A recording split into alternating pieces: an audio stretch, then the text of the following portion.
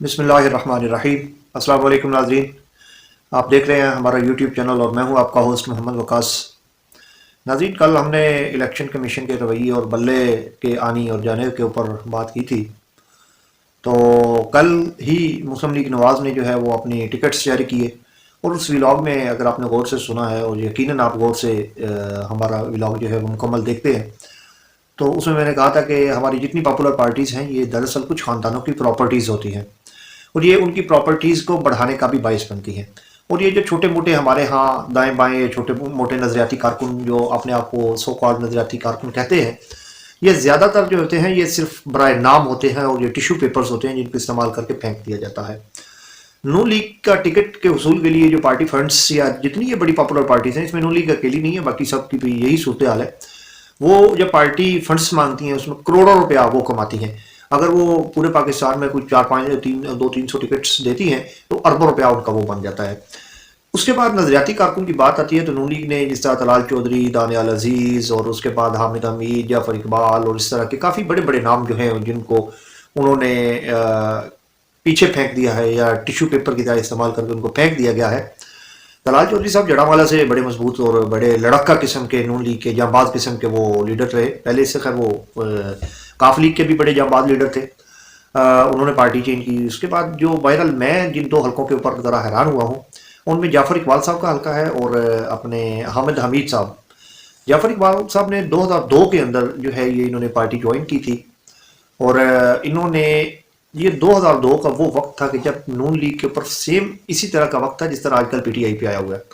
اور مشکل ترین حالات میں جب ان کا ریوائول ہوا تو یہ جو 90 کے اندر 14 اگست 2007-8 کو انہوں نے جو اپنا پروگرام یا ریوائول کیا تھا، یا وہاں پہ جو انہوں نے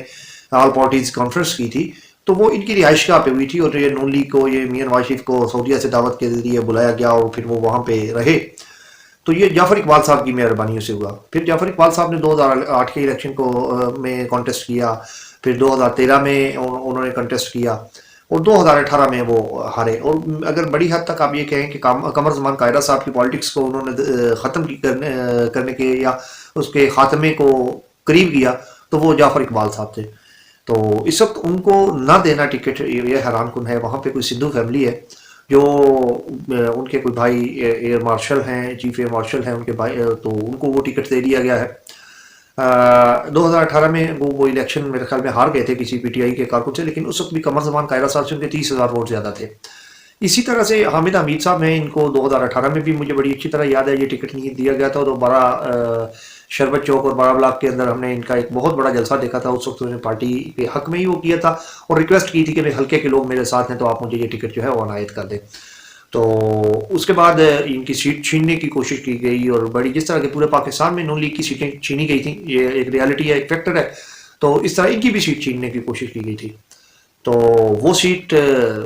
انہوں نے خیر اپنی بڑی محنت سے، اور ان کے اوپر اتنی امیدیں تو نہیں تھیں، لیکن آرائن برادری نے ایک کٹ شو کیا اور انہوں نے اپنی پاور کے ساتھ اس سیٹ کو جو ہے وہ واپس لے لیا تھا۔ اب ان کو بھی ٹکٹ نہیں دیا گیا، اور انہوں نے تو اعلان بغاوت بھی کر دیا، انہوں نے کہا کہ اب ہم اس حلقے سے آزاد حیثیت میں الیکشن لڑیں گے۔ میرا جہاں تک خیال ہے کہ اگر اس حلقے کو آپ N84 کو غور سے دیکھیں تو یہاں پہ ایک بڑی زوردار کمپین جو ہے وہ عامر محمود چیمہ صاحب بھی چلا رہے ہیں، یہ جماعت اسلامی کے امیدوار ہیں،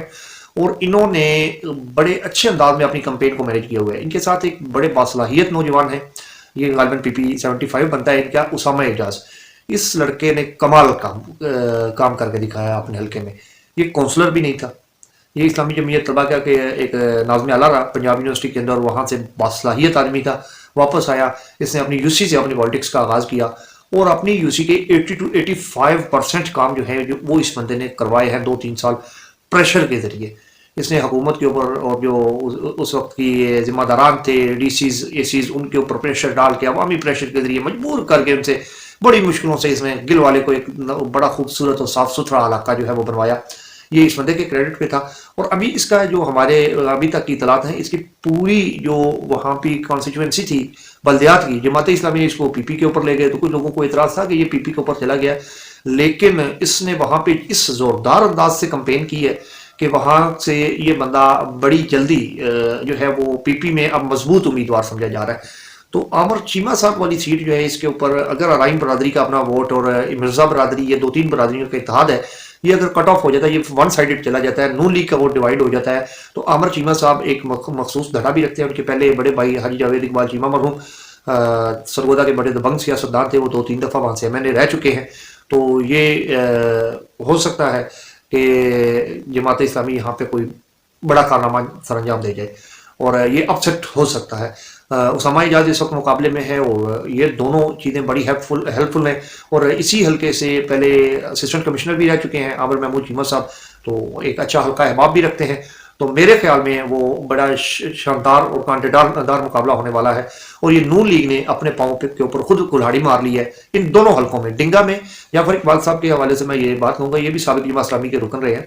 تو یہ 2002 میں اس میں شامل ہوئے، اور اس کے باوجود انہوں نے نون لیگ کی پارٹی کو جوائن کرنے کے باوجود ان کے اوپر ایک ٹکے کی کرپشن کا الزام نہیں ہے، باصلاحیت آدمی ہے، ایماندار آدمی ہے، اور ان کے ساتھ بھی بڑی زیادتی ہوئی ہے، اور ان کے ساتھ حامد حمید صاحب کے ساتھ بھی، کیونکہ جیسے بھی تھے انہوں نے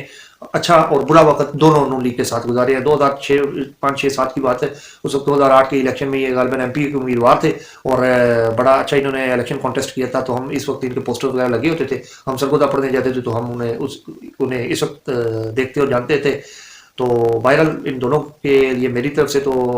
بڑے وہ کیا کہتے ہیں کہ احترامی جذبات ہیں ان کے لیے، کہ انہوں نے پارٹی کے لیے بہت کچھ کیا، لیکن آئندہ سے اگر یہ نون لیگ کی طرف دوبارہ رجوع کرتے ہیں تو پھر میرے خیال میں ایک بل سے یہ دوسری دفعہ ڈسے جانے کے جو وہ مستحق ہوں گے۔ تو دونوں نے، اور جماعت اسلامی کے حوالے سے جعفر اقبال بھائی آپ کے لیے ہے کہ جماعت اسلامی جو بھی لوگ چھوڑ کے گئے ہیں وہ بعد میں جن پارٹیوں میں بھی گئے ہیں وہ اتنا کوئی کمفرٹ نہیں رہے، تو بہرحال آپ بہتر فیصلے کر سکتے ہیں۔ کل نئے ٹاپک کے ساتھ حاضر ہوں گے، کل تک کے لیے ناظرین اجازت دیجیے، اللہ حافظ۔ اور ان دونوں صاحبان کے لیے محبت بڑے جذبات ہیں، اللہ تعالیٰ ان کا حامی ناصر ہو، والسلام، اللہ حافظ۔